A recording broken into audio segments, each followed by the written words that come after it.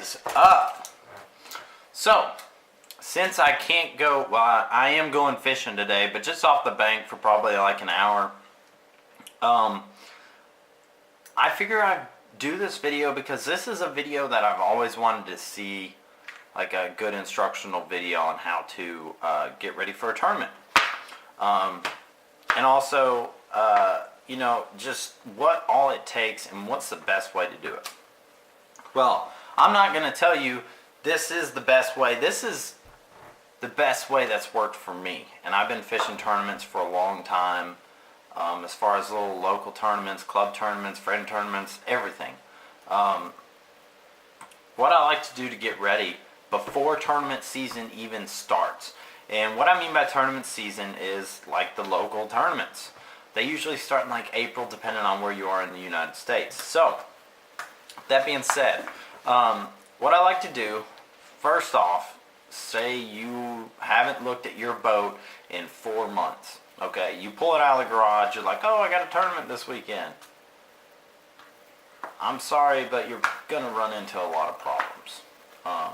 That's what's going to happen. So, instead of not looking at your boat in 4 months, tournament season ends, you take a month break, you're going to go over your boat completely, and I'm going to walk you through that.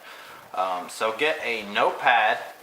This is a little small. This is just one that I grabbed off the counter. I have mine, but mine's in the boat. So, pen and paper. What I like to do is I like to start off with the most expensive stuff first. Now, what I'm doing here is I'm going to make a list in a way that I can afford it. What that means is, say you need 3 batteries, okay? That's going to be expensive. That's not something you can just buy in a week before your tournament. That's something that you're going to have to save up for, at least me, as a college student. So, what I'll do is I'll go through my entire boat. Now, first things first, I usually start off with the batteries. Make sure my batteries are good and charged and can hold the charge, which starter, auxiliary, and the trolling motor battery is what I have in the boat. So having that, making sure they're good and charged, hold the charge before tournament season starts. So if I do need a battery, I'm going to write that down on my list.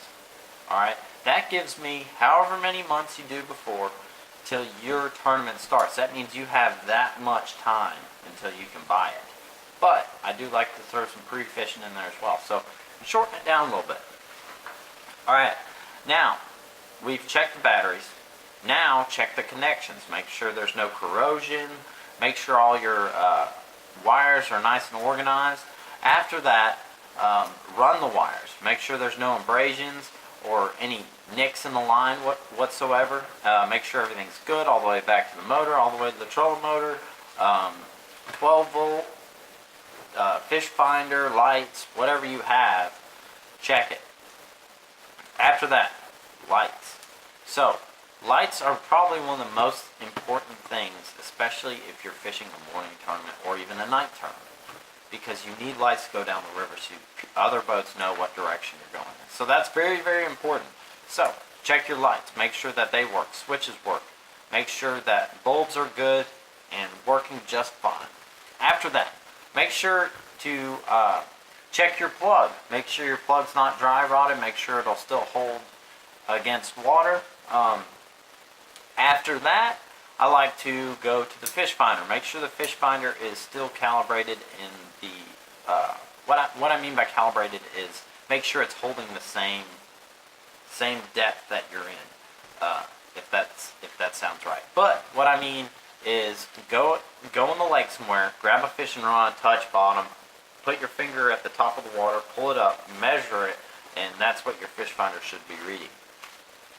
Give or take the bottom, where your transducer is on the bottom of your boat, you know, you get what I'm saying.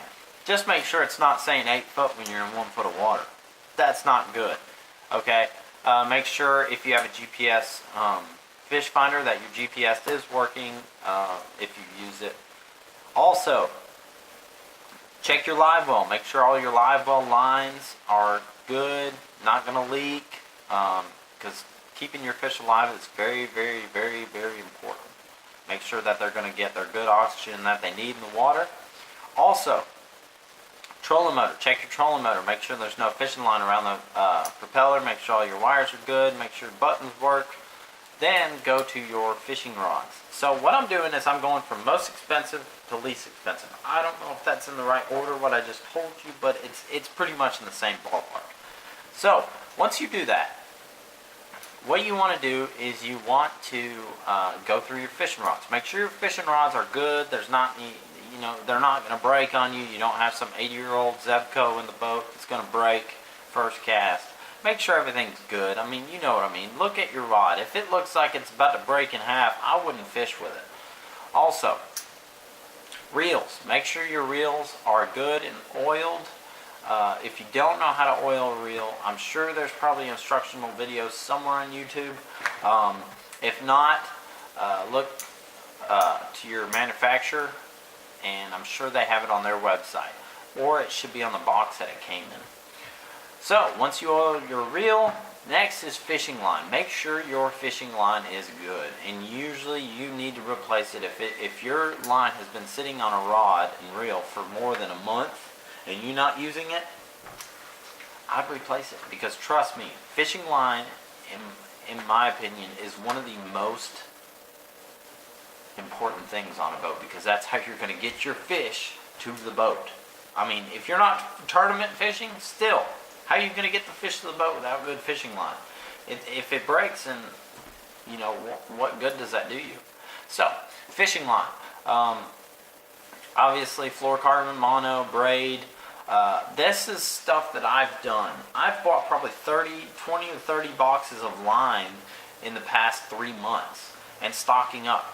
Now, of course, I'm not going to use every single box of line right away, but it's something I have. So if I find out that line on one of my reels is bad, I can reline it real quick. So once you check your line, make sure your line's good. Check for abrasions, anything like that.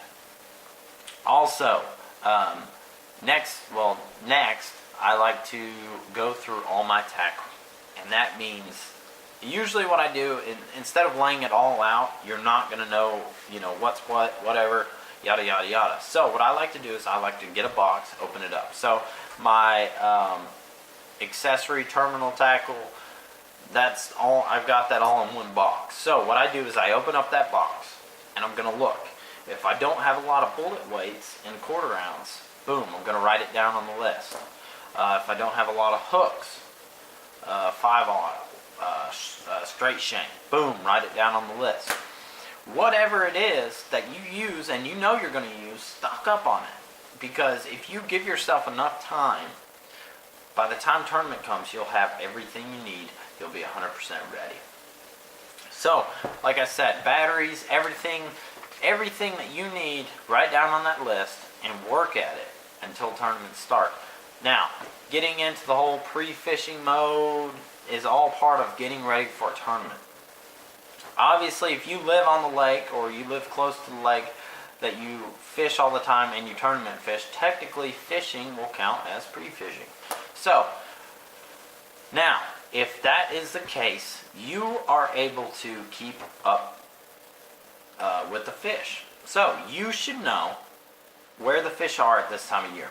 Where they are in pre-spawn, where they are in spawn, where they are in post-spawn, where they are on the ledges, where they are in the grass, what they're doing. That's called keeping up to date with the fish, and that's really, really important. Now, obviously, you can't do that if you're an on-road tournament angler. Okay? Tournament. I don't know. I don't know. I have had too much sugar today. Okay, so you can't do that. Because you're coming to a lake, you get to pre-fish for like 4 or 5 days, and that's it. Okay? So you're able to find the pattern that they're on right then. And then tournament comes. But if cold front comes, yeah, it might change up some stuff, whatever. But if you live on the lake, you fish that lake all the time, then in that case, keep up to date with the fish. Because trust me, if you're fishing and you come along a cold front, if you can keep up to date with the fish, what they're doing in that cold front, and whatever comes, hot days, cold days, windy days, rainy days, trust me, you will catch more fish. And if you really are up to date with the fish, you will win more tournaments. So, hope the video helped today. I am going to be filming all day tomorrow fishing, so hopefully I can get that video up soon as well. Hope you guys liked the video today. Subscribe, like it, share it, and also comment if there's, if there's anything you guys want more, or if this video helped you, or if you already do it, just let me know.